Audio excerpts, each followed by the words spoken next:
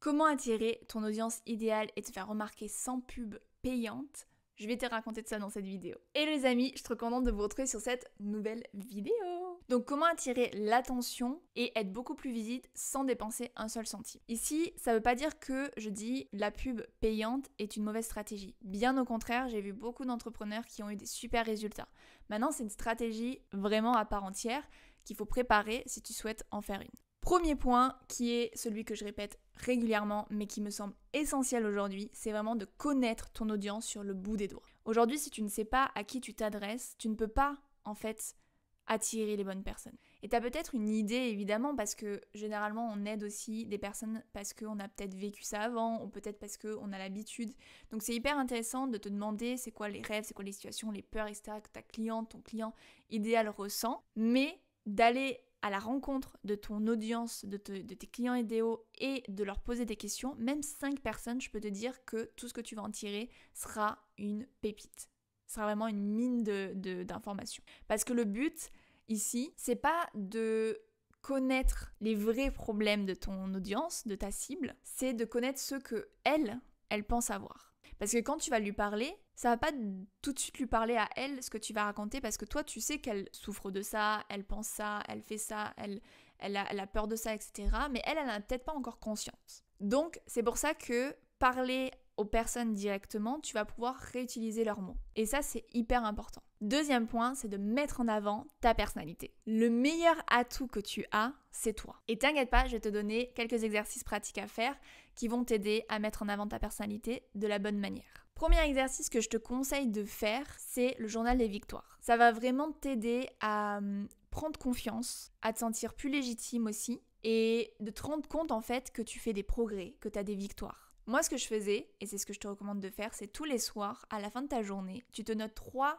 choses dont tu es fier d'avoir réalisé. Professionnelle ou personnelle, petite ou grande victoire, peu importe, note-toi 3 choses à chaque fois. Et en fait, moi, je me suis rendu compte, ça m'a tellement aidé à prendre confiance parce que je me suis dit, mais en réalité, j'ai fait ça, je suis quand même contente. Et j'ai fait ça quand même, c'était cool, je suis fière. Deuxième chose par rapport à ce journal des victoires, ce que je te conseille aussi, c'est de le relire régulièrement. Parce que des fois, on oublie. Des fois, on est dans son focus, le temps passe, on voit surtout ce qui manque, le manque de résultats par exemple. Et de relire ton journal, ça va vraiment te faire te rendre compte, et c'est ce que moi en tout cas ça m'a fait, c'est de me dire, mais attends, il y a une semaine j'en étais là, et il y a une semaine j'ai fait ça, et en fait il y a une semaine j'avais pas osé en fait faire ça et je l'ai fait, mais en fait j'ai grave progressé depuis une semaine. Donc n'hésite pas à relire ce journal-là. Deuxième exercice pour mettre en avant ta personnalité, c'est l'exercice du discours dans le miroir. Oui, je sais, c'est challengeant. Se parler dans un miroir, c'est pas toujours facile, mais je vais te donner quelques tips. Déjà, pourquoi cet exercice il est important, c'est parce que ça va t'aider à prendre confiance et prendre l'habitude surtout de parler de toi. Donc, ce que je te conseille, c'est mets-toi face à un miroir, ou même face à une vidéo, comme tu veux en réalité. Et commence à faire comme si tu parlais à une audience. Moi, ça m'arrive, je m'imagine en train d'expliquer qui je suis, d'où je viens, pourquoi je fais ça, qu'est-ce que je veux faire avec ma vision, mon entreprise, etc. Et en fait, j'ai l'impression, je me projette comme si je parlais à une audience, comme j'étais speaker sur une scène, peu importe. Et en fait, ça t'entraîne à parler de toi. Ça t'entraîne aussi à te présenter. Parce que quand tu vas aussi rencontrer d'autres entrepreneurs, on te demande, et toi, tu fais quoi, ou même dans ta vie de tous les jours en réalité, c'est de pouvoir apprendre à parler de toi et d'être concis, d'être précis, d'être compréhensible aussi. Donc, c'est un super exercice à pratiquer. Deuxième point par rapport à cet exercice de miroir, c'est que ça va aussi te montrer tes petites mimiques et ton langage corporel. Ici, je te demande pas de tout changer parce que en réalité, moi par exemple, je parle tout le temps avec les mains et en vrai, ça fait partie de ma personnalité. Je ne peux pas ne pas parler avec les mains. Donc, sois toi-même aussi. Mais ça va te permettre peut-être de te rendre compte que tu regardes peut-être un petit peu trop vers le bas, peut-être que ta posture elle est un petit peu trop basse. Et en fait, ça va t'aider à corriger ta posture, regarder droit dans les yeux, poser ta voix aussi. Moi, je sais que ça m'a beaucoup aidé aussi de me filmer comme ça, c'est de me rendre compte que des fois, je parle beaucoup trop vite et que du coup, je mange mes mots et qu'on ne comprend pas forcément. Ou que par exemple, je commence à perdre ma respiration et du coup je commence à avoir moins de respiration et à stresser, à devenir toute rouge. Donc ça va pouvoir t'aider aussi à corriger ces petits détails-là. Et dernier point par rapport à cet exercice-là, c'est aussi de te répéter des affirmations positives. On peut des fois se réveiller par exemple en étant vraiment dans un bad mood. Moi ça m'arrive aussi. Et en fait, le fait d'écouter des affirmations positives, ça me remet en vrai dans un bon mood et je suis repartie. Donc tu peux même toi-même t'enregistrer si tu as envie d'écouter tes propres affirmations positives, mais au même titre qu'on se dit des choses négatives, du style je suis pas capable, je suis pas drôle, je suis pas belle, je suis nulle, je suis bête, au même titre que tu te dis ça, et même si tu le dis d'ailleurs sur le ton de l'humour des fois, mais en réalité ça a un impact sur toi. Donc au même titre que tu te dis ça, dis-toi aussi l'inverse. Je suis capable. Je peux avoir un impact. Je peux attirer ma cliente idéale grâce à ma personnalité. Je peux donner envie, je peux inspirer. Dis-toi ce qui en tout cas te permet de te sentir bien. Parce que ça a un impact sur ton humeur, ça a un impact sur ton énergie, ça a un impact sur beaucoup de choses. Troisième exercice, c'est de pratiquer progressivement le travail du facecam. Cet exercice va vraiment t'aider à pratiquer face caméra et que ça devienne de plus en plus naturel et authentique. Je sais que c'est pas facile non plus, je sais que c'est un challenge. Moi, les premières fois, je pense que j'ai tourné 40 prises pour expliquer qui j'étais. Mais je vais donner aussi quelques tips qui, moi, en tout cas, m'ont aidé à m'améliorer. Premier tip, déjà, c'est t'enregistrer seul. C'est-à-dire que tu fais une vidéo, mais que tu ne vas pas forcément publier. C'est vraiment pour toi t'exercer, pour parler, par exemple, d'un sujet que tu connais très bien et prendre le temps. Vraiment de t'entraîner sans que tu te mettes la pression que c'est quelque chose que tu dois après derrière partager sur les réseaux, etc. Ensuite, c'est t'imaginer que tu vas pas partager une vidéo par exemple devant 1000 abonnés, 100 abonnés, peu importe. Tu partages juste à une pote. C'est comme si tu enregistrais une vidéo pour ton ami, pour ton mec, pour ta famille, peu importe, ou même pour toi, juste pour toi. Et tu t'en fous si les gens le regardent derrière. Juste mets-toi ça dans la tête, n'imagine pas qu'il y a des centaines de milliers de personnes derrière qui vont te regarder. Ensuite, pour commencer, c'est de faire des vidéos courtes. Te lance pas dans des vidéos super longues, ok ? C'est vraiment de pratiquer sur des petits sujets et accompagné de ça, ce que je te conseille, c'est de pouvoir avoir un script. Parce que je sais que des fois, on part un peu dans tous les sens. Avoir un script, comme moi, j'ai d'ailleurs à côté de moi, ça me permet de structurer mes idées et de suivre une ligne directrice et de ne pas m'éparpiller dans tous les sens. Donc quand tu as peu de temps, tu vas à l'essentiel, tu t'écris ce que tu veux dire et tu prends le temps de l'expliquer, mais tu vas vraiment parler de l'essentiel. Avant-dernier point par rapport à cet exercice-là, je sais que tu vas me dire, alors jamais de la vie je vais faire ça, mais fais-le, crois-moi, ça marche, c'est de re-regarder du coup tes vidéos et de les analyser. Je sais qu'on n'aime pas s'entendre, on n'aime pas se re-regarder, moi la première, mais ça m'a fait tellement progresser. Pourquoi ? Je t'explique. Quand j'ai commencé YouTube, ma première vidéo, je regardais pas l'objectif, je regardais sur le côté parce qu'à l'époque je me filmais en face cam. Donc je me regardais moi. Mais en réalité, ça faisait bizarre parce que on dirait que je te regarde pas toi quand je te parle. Donc de voir ça, je me suis dit ouais, c'est vrai que c'est pas ouf. Mais j'ai vu plein d'autres choses aussi. J'ai vu plein d'autres défauts, j'ai vu plein d'autres choses à améliorer. Mais ce que je te conseille ici, c'est de te dire ok, sur la prochaine vidéo, c'est quoi la chose que je veux améliorer. Vraiment, dis-toi qu'il y a juste une chose que tu vas devoir ou pouvoir mettre en place. Parce que si tu veux tout changer d'un coup, ça sera super difficile. Mais par contre, vidéo après vidéo, d'améliorer juste une chose, on appelle ça la pratique délibérée, c'est vraiment de focus sur une seule chose. Donc moi, par exemple, c'était de regarder les objectifs pour donner l'impression que je vous parle directement. C'était mon objectif de la vidéo 2. Ce que j'ai fait. Autre point que j'avais remarqué, c'est que je parlais super vite et que je mangeais mes mots. Et du coup, je me suis dit, ok, troisième vidéo, ma pratique délibérée, ça sera de parler plus lentement, prendre mon temps, respirer entre mes phrases et j'ai fait délibérément cet exercice-là. Donc petit à petit, tu t'améliores. Mais pour ça, il faut que tu te regardes pour voir ce que tu veux améliorer à chaque fois. Et pour finir sur cet exercice, ça c'est vraiment optionnel si tu as envie et si tu as vraiment envie de te challenger aussi, c'est de donner certaines de tes vidéos du coup à tes proches, de partager et d'avoir des feedbacks, de demander des feedbacks. Parce qu'à un moment donné, il va falloir te lancer.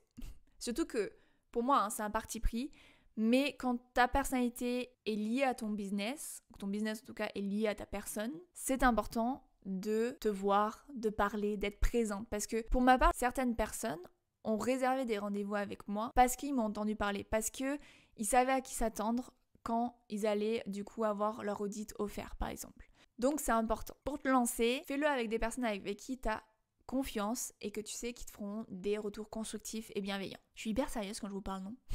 Je suis tellement genre à fond et genre c'est tellement genre sérieux. On se relâche.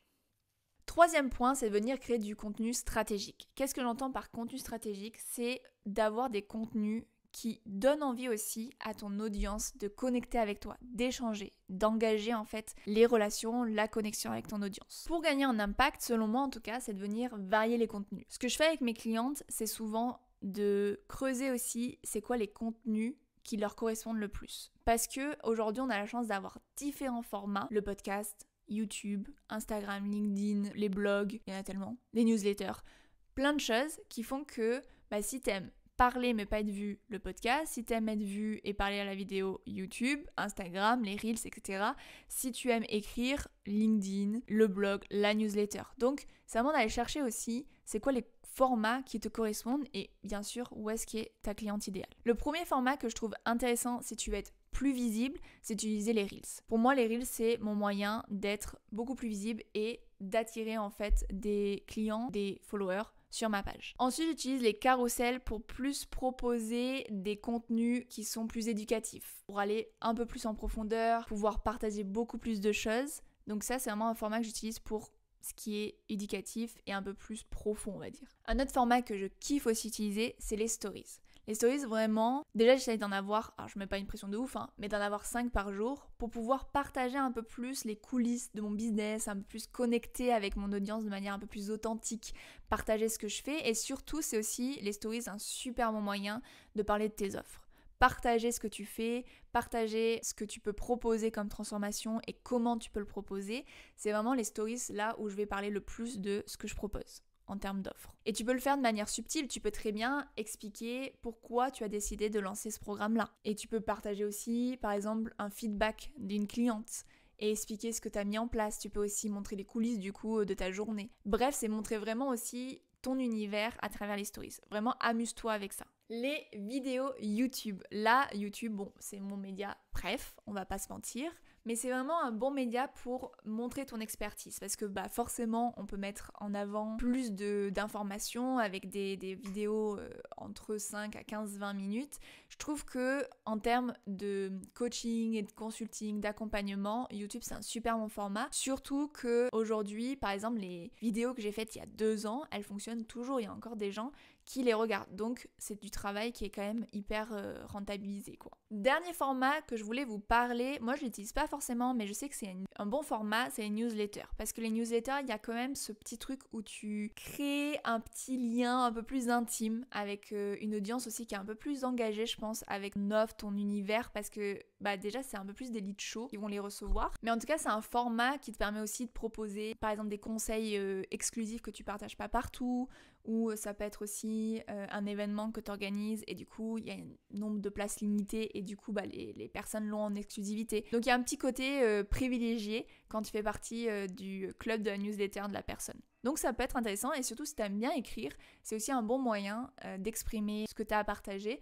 Moi je sais que c'est pas forcément mon cas, je vois de plus en plus des vidéos aussi qui sont partagées sur les newsletters. À réfléchir, mais c'est un bon moyen en tout cas si tu veux créer un lien plus intime avec ta communauté. Donc ces différents formats, il y a aussi le podcast qui est hyper intéressant, mais tous ces formats-là en tout cas, c'est des formats que tu peux combiner évidemment et encore une fois, de faire selon ce que toi t'aimes faire, comment t'aimes communiquer et 2, où est-ce que ton audience va se trouver. C'est hyper intéressant et important d'aller vraiment creuser cette partie-là. Parce que si t'as aucun plaisir à partager, par exemple sur Instagram, ne le fais pas en fait. Mais c'est important en tout cas d'avoir différents moyens d'acquisition de clientèle. En les combinant, mais même si t'en utilises qu'un seul aujourd'hui, ça va permettre de connecter avec ton audience, mais surtout de les garder engagés avec le temps. Mais attention, ici, quand tu partages du coup du contenu sur n'importe quel format que tu auras choisi, l'idée c'est pas juste je publie et après je laisse faire. L'idée c'est vraiment de venir aussi interagir avec ta communauté. L'idée c'est vraiment de venir aussi t'intéresser à elle, communiquer avec elle,